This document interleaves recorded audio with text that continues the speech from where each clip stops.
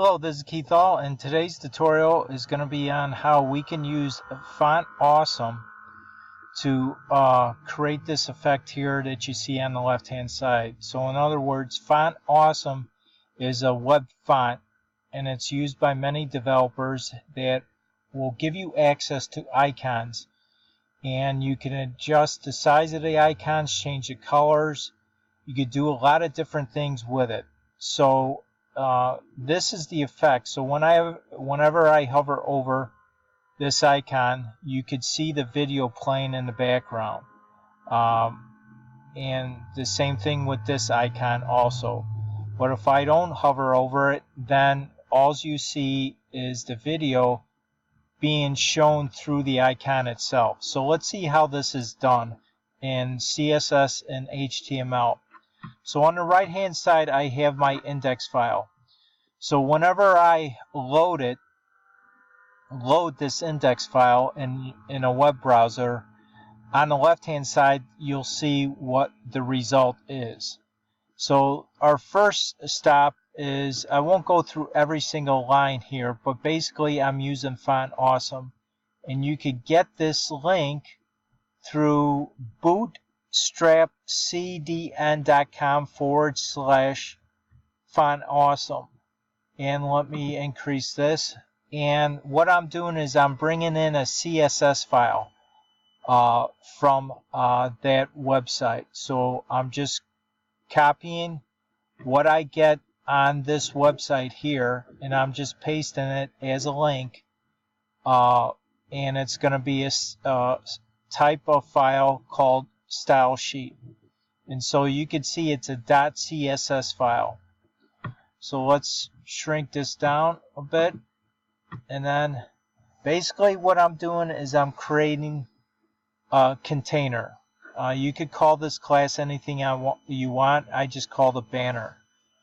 But anyways, that's the first div. Now within this div, I'm going to have a video tag and also an I tag. This I tag is actually found within this CSS file for Font Awesome. Anyways, the video tag has many attributes, and I'm passing in the autoplay, muted, and loop attributes. The autoplay attribute, it will play the video automatically. So in other words, when you load up this index.html file, it's going to automatically start playing the video that's in the background that you see on the left hand side.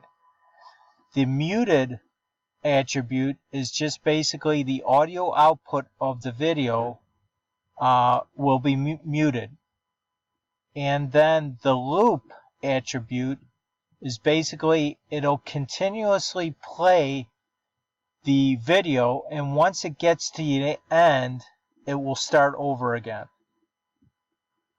So now this I tag here, I have a class, and again this class is defined in this CSS file, and I have a class named FA, and then you have a sub class called FA Instagram or FA YouTube Square. So in other words, that defines which icon that we want to display over here on the left hand side.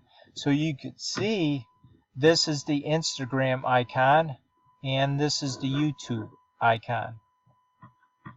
So now let's go over to the style CSS file, and let's walk through this.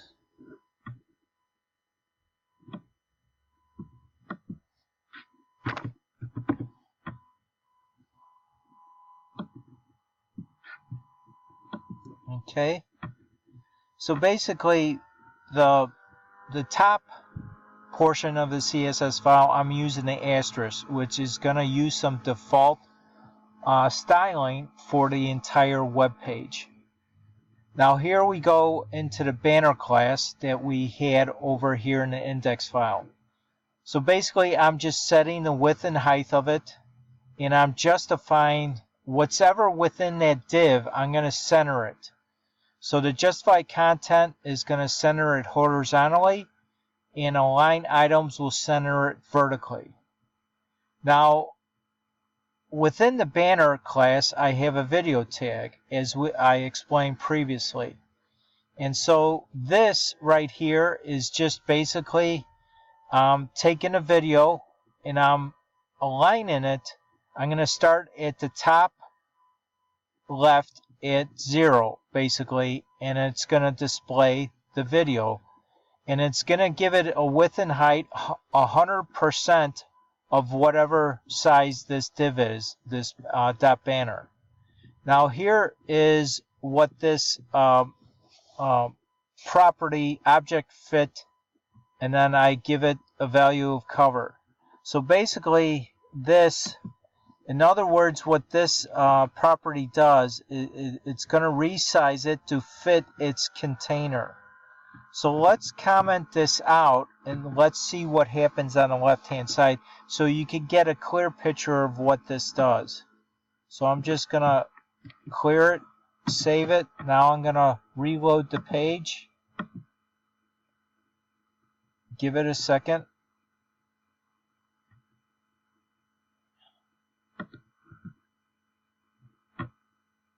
See what it did? It didn't give it, object fit cover means it's going to take up the entire space.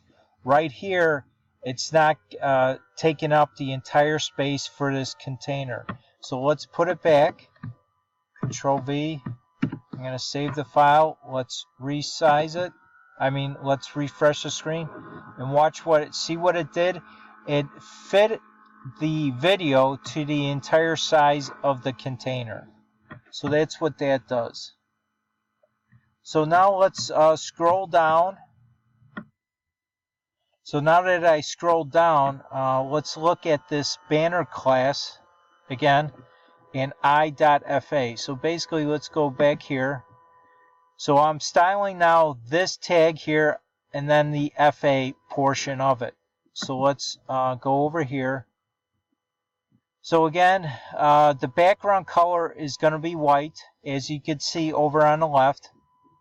And I'm just giving it the font size of 35, viewport widths, and text align center. So in other words, it's defining the size of these icons on the left.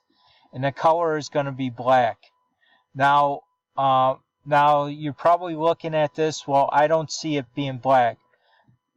It's because I have this mixed blend mode property and I'm setting the value to screen. So let's comment this out and I'm going to show you what happens. Let's refresh the screen. Watch what happens to the icons. And see, now it doesn't show the video that's behind the background. So in other words, the background now is set to white, as you can see, and then the color of the icon is black, as you can see there. Now what this does, Control V, mixed blend mode, does, now it specifies an element, how an element should blend with its direct parent background. So its direct parent is the banner class, and the background is currently set to white. So basically, if it's in this case, it's set to white, the background. And what this mixed blend mode screen does is, if anything is white, the white area is going to remain unchanged. And if anything's black, it will disappear.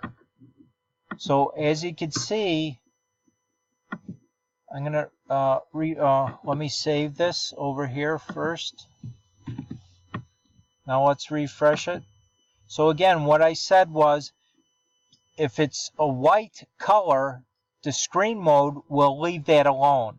If it's black, it will make it transparent. So as you can see, the icons were originally black, but since I had the mixed blend mode tied to it, now it's going to make that black color transparent, and now you can see through the icon and you'll see the video playing in the background. And now this next one, the banner, I.FA hover studio event. So in other words, when I hover over it now, watch what happens. Okay? That's what happens to it. The color of it, the background color is now black, but since I have a mixed blend mode screen, it's going to make it transparent. And the color white will stay, as you can see. So if I don't hover over it, as you can see on the right portion, it's all white because I'm not hovering over it. So that's what that does. Now at the bottom, I'm just doing a media query, and if you don't know what that is, it's just basically a way that we can adjust how your web page will appear in your web browser based upon the size of your web browser window. So in other words, when I adjust it, the icons get bigger, and when I adjust it to a point that's less than 768 pixels, it's going to create a column for us. So that's what this is doing here. So the banner div flex direction basically set the column. So in other words, if it's less than 768 pixels, the web browser size, it's going to change your into a column, as you can see here. And again, like I said, with the other tag and class, FA class, it's going to readjust the size, the height, the font size, in other words, the size of the icon. As you can see, the icons are getting bigger as I adjust the size of the web browser window. So that's what that does. So hopefully this tutorial gave you an idea how you can accomplish playing a video in the background, but also have it see through your text or your icons. Again, I thank you for stopping by today. Please subscribe to my channel, and if you haven't done so already, then click on the bell notification so you'll always get notified when I have a new video. And also, please like, share, and comment. Thanks again for stopping by, and I'll see you on the next video. Bye now.